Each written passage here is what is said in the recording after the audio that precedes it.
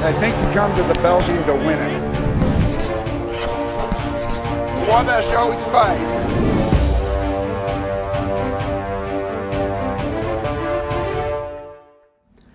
Hello and welcome to the Don Morel Show, your chance to hear the thoughts and comments of the head football coach of the Little Giant program, joined by Don Morel. Coach, coming off of a good win against Kenyon on Saturday, a 38-0 victory, and it was one that got off to a strange start. You started with the football, moved the ball fairly well, got stopped on fourth down, and it looked like Kenyon had the ball in good field position, but then special teams took over. You held them on defense, as you really did all day, pitching the third shutout of the season, and then got that block field goal attempt. Avery Epstein returns it for the touchdown, and at that point, it was all Little Giants. A good overall team victory Saturday. I think so, and as we expected, Kenyon was very tough on the run. They overplay that and take that part of the game away from you. I thought Kenyon did an excellent job in that regard. Our kids handled it well. We got to play a ton of people again, and now we really get into the meat and potatoes of our schedule. You were able to get a couple of rushing touchdowns, one from Xavier Tyler and Cole Dickerson. Also, TJ Alexander on a reverse got a touchdown. And let's go ahead and take a look at some highlights from Saturday's game. And the real highlight had to be the defense. 10 sacks, ties a school record, dating back to some of the great Wabash defenses of the early 2000s, where there was some guy named Jake Gilbert that on a couple of those teams as an assistant coach. As we said, third shutout of the season. Gavin Rupert with a big day. Jordan Cree with a huge day. Had a couple of sacks. The blocked kick really performed well. But this defense has really coalesced into a very solid unit this year. They certainly have, and I've mentioned this before. 3 years ago we had 7 freshmen out there running around, and it's been a bit of a slog. But now it's really paying off, and we feel like we have one of the better, or maybe the best defense in the conference. The next 3 weeks will tell. You talk about the next 3 weeks, and this really does set you up to determine how things are going to roll out for the Little Giants down the stretch. Are you happy with the fact that your team has taken care of the teams that on paper there really were favorites to try and defeat, that there wasn't a team that this squad overlooked? They just kind of go out and take care of their business, and it can be a different way every time. You mentioned Kenyon's very solid defense. One of the first games this year that we haven't had a rusher go for 100 yards, although again, 3 rushing touchdowns. Brand Campbell was good again at quarterback. Connor Thompson hauled in another touchdown reception. He's having a solid year. But this week it was the defense that really carried the ball. Are you pleased with the way this team just goes about its business in a very workmanlike fashion? Well, not only goes about its business, we feel like we've gotten better every week, or we've really focused on something that week. I watched last Wednesday, we were working field goal block, and somebody was going to block it. Avery Epstein was supposed to stand to the side and scoop and score, and then it happened. That's really fulfilling as a coach. This week starts a run against the top half of the conference.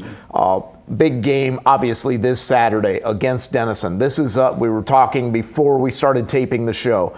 This has been a game that one score determines the outcome. Over the past 3 years, less than 4 points have decided the winner. Last year's game, they scored in the fourth quarter. That ended up being the decisive game-winning score when they won at Denison. A year earlier, they got a late touchdown to pick up a victory here. 2 years before that, it was an overtime win by Wabash there at Denison. So these are always very close games. What makes these such, it's really become a tight rivalry between two very good football teams? I think just outstanding schools with tremendous academics, and the kids both schools attract. And they also happen to be really good football players. So you've got tough-minded, wise football players who execute to the T. It's important to them. For both squads, the team is important, and I would expect the same kind of game Saturday. Offensively, Denison very balanced. Starts with fifth-year running back Trey Fabbricini, three-time all-conference player. One student that I was talking to earlier in the week that's seen him play a couple of times called him the Marshawn Lynch of the North Coast Athletic Conference. He just tough to bring down. He seems to always get his yards. And then they've got a freshman quarterback that's performed very well this year. They have a quarterback that's a junior that they've kind of moved into the backfield a little bit. So they've got some various weapons, senior wide receivers who've been very talented. What have you seen on tape that Wabash has to prepare for defensively? Number one, the quarterback gets better every week, and I thought he was fantastic against Wittenberg and DePauw. Denison they were like 6-7 at one point in the Wittenberg game on third down, and then they scored points against DePauw, which nobody's been able to do. Also, Guzzo, the wide receiver, is a good player. He's been around a while. Solid offensive line. They're a good offensive football team. Defensively, they can get after the quarterback, 12 sacks this season. Their losses, you alluded to this a little bit, they've lost to three ranked opponents, went to Linfield, played a very tough Linfield team, played a very close game against Alma. I believe that was an 8-point loss to Alma. And then this past week, a DePauw team that's been just beating teams, putting up 50 points a game and holding opponents to maybe a touchdown, maybe two. They were able to put 30-plus points on the board. So defensively, they've been able to stay in some big ball games against some very key opponents. Absolutely. They are good year in and year out on defense. They always have a strong defensive line. They have a defensive end that's a dominant player. Two returning linebackers who are both very good players. Then the Epps kid's been a corner there for 4 years, good at the safety spots. They're good. Does it all kind of start with the fact that they have a very veteran coach who's a very knowledgeable coach in Jack Hatem? He's really developed this program, taking it up from, it was a middle-of-the-road program, to be honest, when Jack took over the program, and he's really brought it to one of the elite programs in the North Coast. He's done a great job, and if you look at their roster, it's a national roster from kids all over the country. He's done a great job. Special teams, always important. Really seems like the Wabash special teams units as a whole have really been able to execute well. Brody Rucker continues to kick the ball well. We got the special teams blocked field goal for a touchdown. We've blocked a few kicks this year. Do you see that in a game that can be decided by a final score? Could special teams be a deciding factor this week? Well, it's critical for us, as Denison Epps is an outstanding kick returner and punt returner, so we've got to play out of our minds to contain him. And then they're very good in the kicking game also. So we actually have to elevate our level on special teams to stay in the boat with them. That game is a 1 o'clock kick here at Little Giant Stadium. It'll also be the final regular season home game for the Little Giants this year, and that leads me to this question. This could be your final home game as head coach of the Little Giants. Any special emotions or memories starting to build up coming into Saturday?